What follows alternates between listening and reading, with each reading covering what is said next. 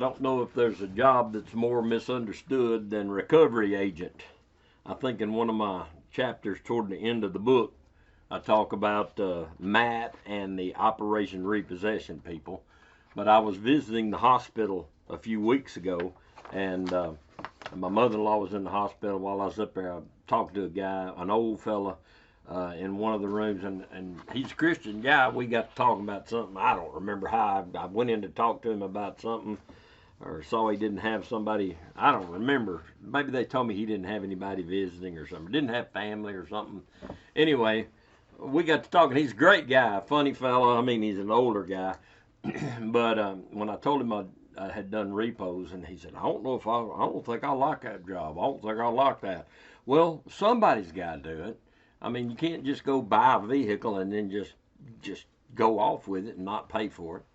But anyway, not everybody's going to appreciate it. This is chapter 24, Worthless Me. Except for a year or so owning my own company, I spent all of my recovery career working for Alabama Auto Adjusters out of Pelham, Alabama. I was the North Alabama agent. It's a great company to work for. James and Josh Parker were great guys. Josh ran the daily operations. I tried to be the best recovery agent I could be.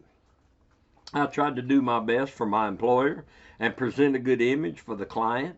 I tried to treat debtors with respect and tried to help them keep their vehicle if possible. It all goes back to what I talked about being nice. But not everyone would appreciate my efforts. I had a repo order for a vehicle at an address on County Road 217 in Hillsboro, Alabama. I drove up to a very nice brick house out in the country. I didn't see the vehicle I was looking for, so I drove down the driveway beside the house and behind the house, behind the residence, to see if the car was there. Well, it wasn't there. Well, there was a mobile home behind the house. So I drove over by the house and then over toward the mobile home, and it wasn't there either. So I was turning around to leave, and an older gentleman came out of the brick house and asked what I was doing in his driveway. I told him that I was looking for a certain lady, not mentioning the car. The lady was the debtor, and she turned out to be his daughter. She lived in the trailer behind his house, and between me driving a wrecker and asking for the debtor, he figured out what I was doing and proceeded to tell me how sorry I was and what a low-life, sorry rascal I was for being a repo man. The sower of pain and misery, he called me. He hated repo men for some reason. I mean, it was bad. I haven't had a cussing that bad since I knocked my mama's spit cup off the ironing board. I mean, it was bad. I patiently listened as he threw out every vile put down he could come up with. He ranted, he raved, he kept on until he finally run out of steam, and then I asked him to have his daughter call the client, and I left. You know, you can't let it get to you. You cannot take it personal. Just keep on smiling, leave the door open. Don't let someone with a bad attitude change your good attitude.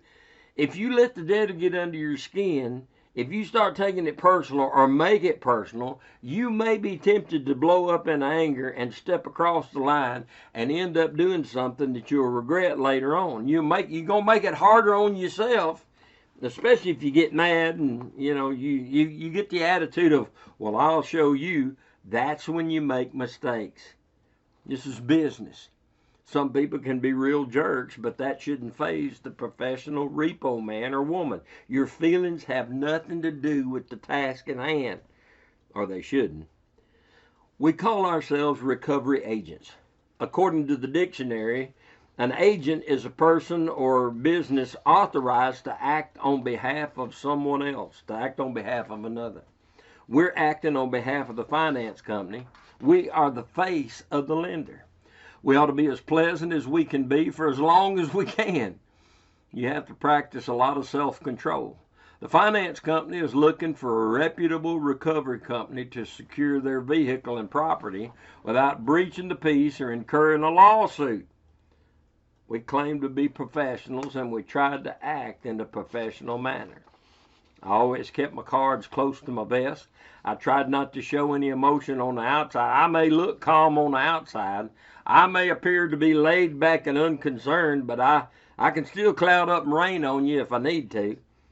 Being determined to recover the vehicle isn't a personal matter. That's between the debtor and the finance company. But securing the vehicle feeds my family, and I'm going to do all I can to legally repossess that vehicle. And I don't really care what you think about me. A lot of this stuff is fun to look back on later on, years later after it's already over and done with, and you survived.